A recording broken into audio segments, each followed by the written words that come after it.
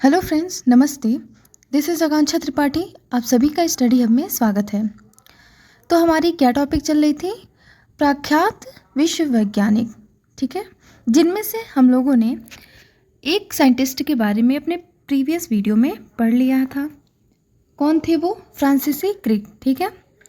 आज की जो हमारी टॉपिक है वो है प्रोफेसर बीरबल साहनी।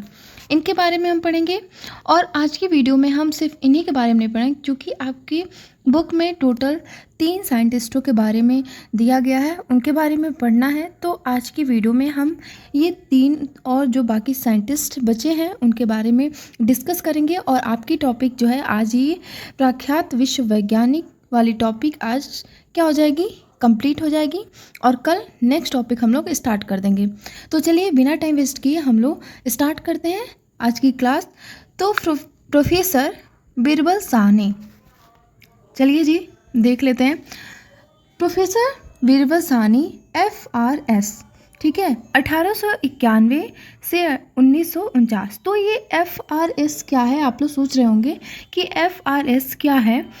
तो ये एक ब्रिटेन का सर्वोच्च सम्मान में से एक है, जो इनको लंदन विश्वविद्यालय के द्वारा मिला था। आगे आप पढ़ेंगे इसके बारे में, यहाँ पे आप जान लीजिए। तो ये जो है ब्रिटेन का सर्वोच्च सम्मान माना जाता है, जो कि प्रोफेसर बीरबल साहनी को मिला था, ठीक है। इतना बात क्लियर है आपको? चलिए, तो जो प्रोफेसर बीरबल साहनी थे वो क्या थे? एक जीवाश्म वैज्ञानिक थे, ठीक है, और इस साथ ही साथ भूवैज्ञानिक भी इनको कहा जाता था। चूँकि ये जीवाश्म वैज्ञानिक थे तो इन्होंने किस पे अध्ययन किया होगा? तो जीवाश्म पे अध्ययन किया होगा। इन्होंने भारतीय उपमहाद्वीप के जीवाश्म का अध्ययन किया था। एक और चीज़ मैं बता दूं आपको, तो मैंने ये शॉर्ट नोट आपके लिए प्रिपेयर किया है। तो अगर आप इसको नोट डाउन करना चाहते हैं तो आप लोग कर सकते हैं। आपके लिए बहुत ही ज़्यादा हेल्प मिलेगा आपको। बुक पढ़ना सबको अच्छा नहीं लगता, नोट्स वैसे भी सबको प्रिपेयर करने ही चाहिए, तो आप लोग इजीली इससे पढ़ सकते हैं। उसके बाद से इन्होंने अध्ययन किया था भारतीय उपमहाद्वीप के जीवाश्म का, और साथ ही साथ इन्होंने एक इंस्टीट्यूट की स्थापना की थी। वो इंस्टीट्यूट कौन सी थी? तो लखनऊ जीवाश्म की संस्था, पहले बॉटनी इंस्टीट्यूट, ठीक है। अब देखिए, जो अपार्ट ऑफ दिस जो महत्वपूर्ण इसका पॉइंट है वो क्या है? तो इन्होंने एक जीवाश्मिकी संस्थान की स्थापना की थी। कब की थी? तो 1946 में, 1946 में इन्होंने जीवाश्मिकी संस्थान की क्या की थी? स्थापना। उसमें हमारे भारत के प्रधानमंत्री थे श्री जवाहरलाल नेहरू। तो इतना क्लियर है आपको। अब चलिए इनकी हिस्ट्री देख लेते हैं। ये तो कुछ जो है थोड़ा सा जनरल नॉलेज के टाइप में हो गया, इनके बारे में हम लोगों ने देखा। अब इनके जन्म और डेट ऑफ बर्थ वगैरह देखते हैं। तो देखिए, जन्म कब हुआ था इनका? आइए चलिए स्टार्ट करते हैं। तो प्रोफेसर बीरबल साहनी का जन्म 14 नवंबर 1891 को बेहरा नामक स्थान, जो कहाँ है? सहारनपुर ज़िले में पड़ता है। कहाँ पे? बेहरा नामक स्थान पे इनका जन्म हुआ था। और इनकी माता का नाम क्या था? श्रीमती ईश्वर देवी। और पिताजी थे प्रोफेसर रुचिराम शर्मा, ठीक है, प्रोफेसर रुचिराम शर्मा। इनकी जो प्रारंभिक शिक्षा थी वो कहाँ पे कंप्लीट हुई थी? लाहौर में। और लाहौर के एक राजकीय महाविद्यालय पंजाब विश्वविद्यालय में इनकी प्रारंभिक शिक्षा कंप्लीट हुई थी। वर्तमान में वो अभी कहाँ है? तो पाकिस्तान में है, ठीक है। वर्तमान में कहाँ है वो विद्यालय? तो पाकिस्तान में है। तो इतनी बात क्लियर है। और सबसे इम्पॉर्टेंट ये आप नोट डाउन कर सकते हैं।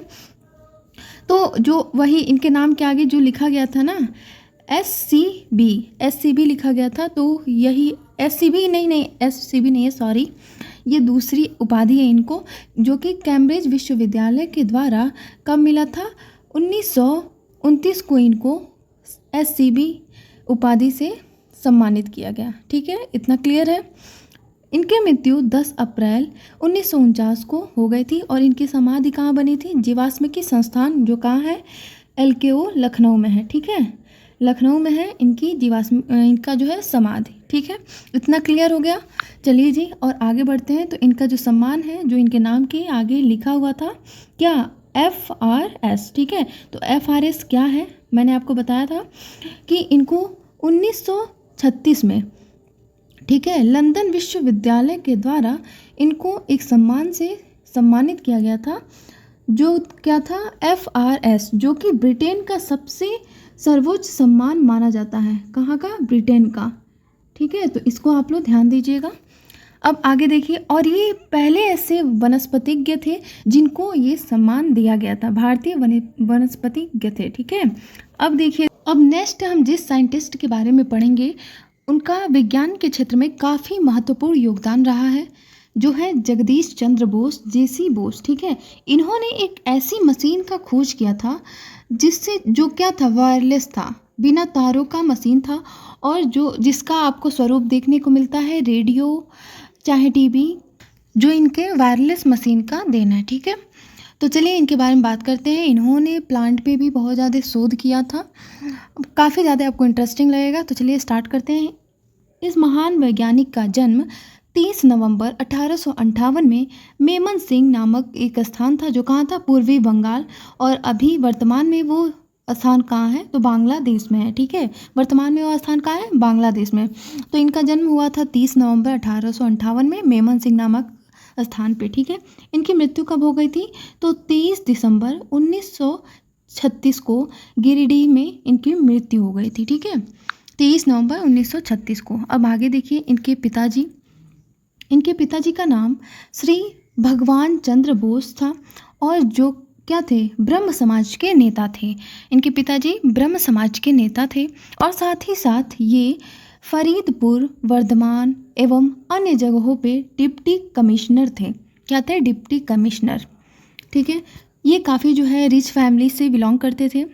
कौन? जेसी बोस। ठीक है, और उस समय जब ब्रिटिश का शासन था, तो उस समय जो है, जो बड़े लोग थे उनको, उनके बच्चे अगर इंग्लिश मीडियम पढ़ रहे थे या फिर अंग्रेजी पढ़ाना जो है, उनको काफ़ी सम्मान माना जाता था, बड़े लोगों के लिए काफ़ी सम्मान माना जाता था। लेकिन जो इनके पिताजी थे भगवान चंद्र बोस, इनका मानना ये था कि जो है, हम किसी भी भारतीय को अपना मातृभाषा नहीं भूलना चाहिए, और सबसे पहले मातृभाषा सीखनी चाहिए, उसके बाद अंग्रेजी। तो इसलिए इन्होंने जेसी बोस का दाखिला करा दिया वर्नाकुलर, एक स्कूल था, वहाँ पे इन्होंने जो है जेसी बोस का दाखिला करा दिया, जहाँ से उनकी प्रारंभिक शिक्षा कंप्लीट हुई। फिर जो है जेसी बोस कलकत्ता आए, और कलकत्ता में उन्होंने एक सेंट जेवियर विद्यालय में अपना दाखिला लिया, और वहाँ से वो क्या किए? स्नातक की डिग्री प्राप्त किए। ठीक है, और the most important thing is कि इन्होंने जो है नेचुरल साइंस यानी कि प्राकृतिक विज्ञान की डिग्री कहाँ से प्राप्त की थी? तो क्राइस्ट कॉलेज, कैम्ब्रिज विश्वविद्यालय से इन्होंने नेचुरल साइंस की डिग्री प्राप्त की। तो इसको आप लोग ध्यान दीजिएगा। और अगला देखें, अब देखिए, जब इन्होंने जो है सारी अपनी शिक्षा दीक्षा प्राप्त कर ली, तो ये 1885 ईस्वी में भारत वापस लौटे। कब वापस लौटे? 1885 ईस्वी में ये भारत वापस लौटे।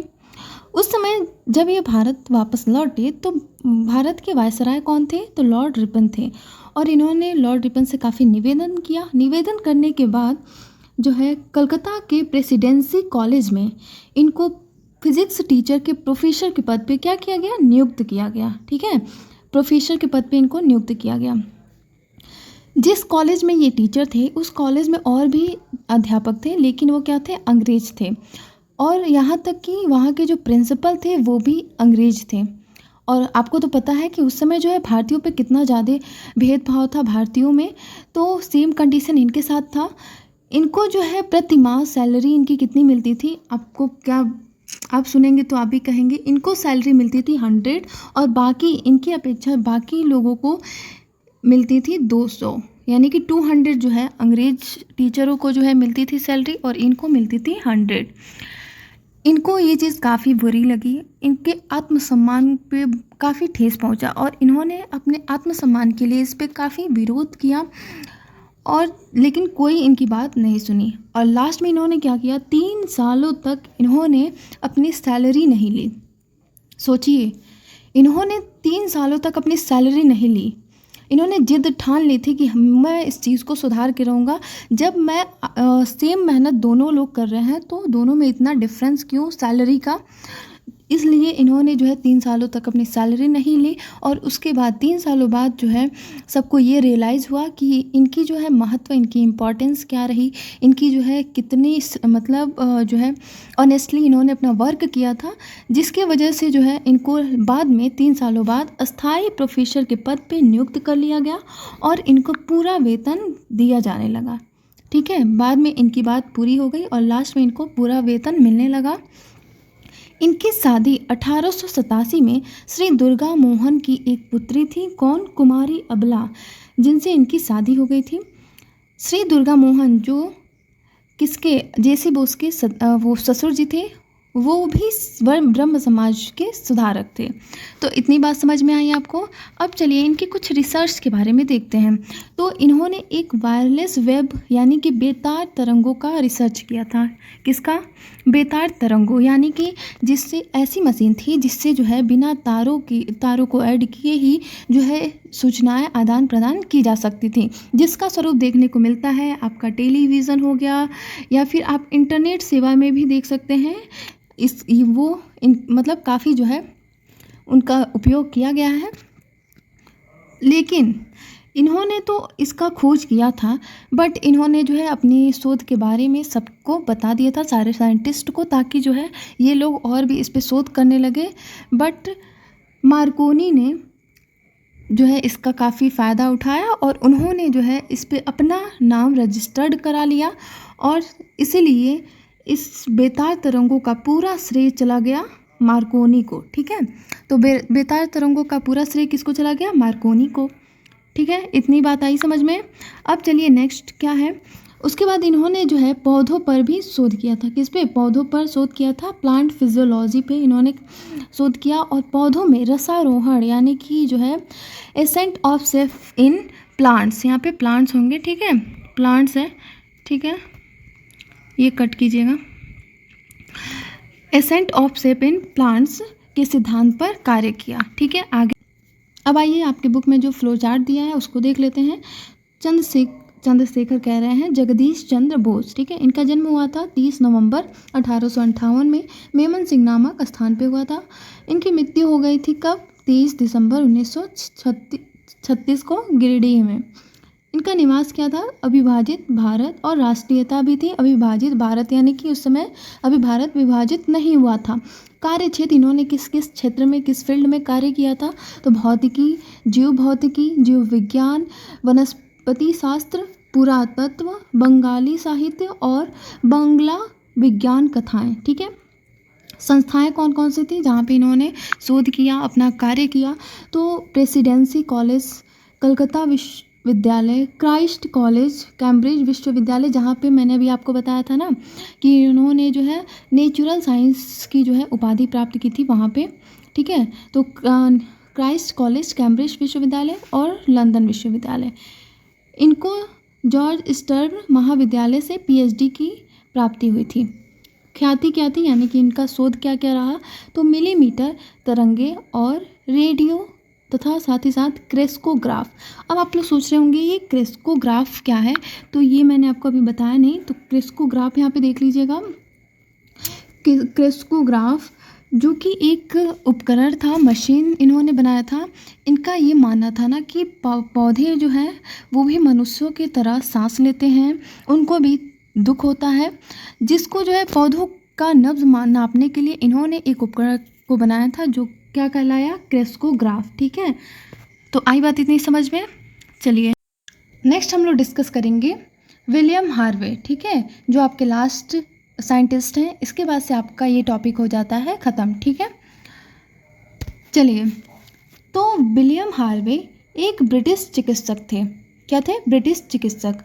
और इन्होंने मानव शरीर में रक्त परिवहन की खोज की थी। सबसे पहले ये पहले ऐसे वैज्ञानिक हुए जिन्होंने मानव शरीर में रक्त संचरण की खोज की थी। ठीक है, रक्त संचरण की खोज की थी। तो आप जो है पहली बात, आप और कुछ भी याद रखें या ना रखें, जितने भी आप साइंटिस्ट के बारे में पढ़ रहे हैं उनके वर्क के बारे में जरूर याद रखिएगा। क्वेश्चन ये पूछा जा सकता है कि किस वैज्ञानिक ने कौन सा कार्य किया था, तो ये आपके लिए काफ़ी इम्पोर्टेंट है, तो आप याद रखिएगा। चलिए देखते हैं तो विलियम हार्वे का जन्म 1 अप्रैल 1578 को फोकस्टोन में हुआ था, इंग्लैंड में। ठीक है, फोकस्टोन कहाँ था? इंग्लैंड में हुआ था। इनकी मृत्यु हो गई थी 3 जून 1657 को। इनकी राष्ट्रीयता क्या थी? ब्रिटिश। कार्य क्षेत्र, इन्होंने कार्य कहाँ किया था? तो चिकित्सा शास्त्र के क्षेत्र में और शरीर रचना पे। ठीक है, और एक चीज़ और बताइए, शरीर क्रिया के लिए किसको नोबेल प्राइज़ मिला था? ये आप लोग कमेंट करके बताएंगे, क्योंकि पिछले वीडियो में आपने पढ़ चुका है। ठीक है, तो आप ये बताएंगे। उसके बाद से चलिए बताइए कि प्रसिद्धि, बताइए नहीं मतलब देखा जाए, प्रसिद्धि इनको किस फील्ड में मिली थी? तो मानव शरीर में सर्वांगी रक्त परिसंचरण में इनको क्या मिली थी? प्रसिद्धि। ये काफ़ी ज़्यादा फेमस हो गए थे क्योंकि ये पहले ऐसे वैज्ञानिक थे जिन्होंने मानव शरीर में रक्त संचरण पे खोज की थी। तो ये रहा आज का हमारा टॉपिक। नेक्स्ट टॉपिक हम लोग पढ़ेंगे विज्ञान का अर्थ और प्रकृति, जो कि आपका लास्ट और आखिरी टॉपिक रहेगा। इसके बाद से हम लोग सॉल्व करेंगे mock test, MCQs, live class लिया जाएगा और उसमें हम लोग करेंगे टेस्ट को सॉल्व। तो मिलते हैं आपको नेक्स्ट वीडियो में, तब तक के लिए बाय बाय, टेक केयर।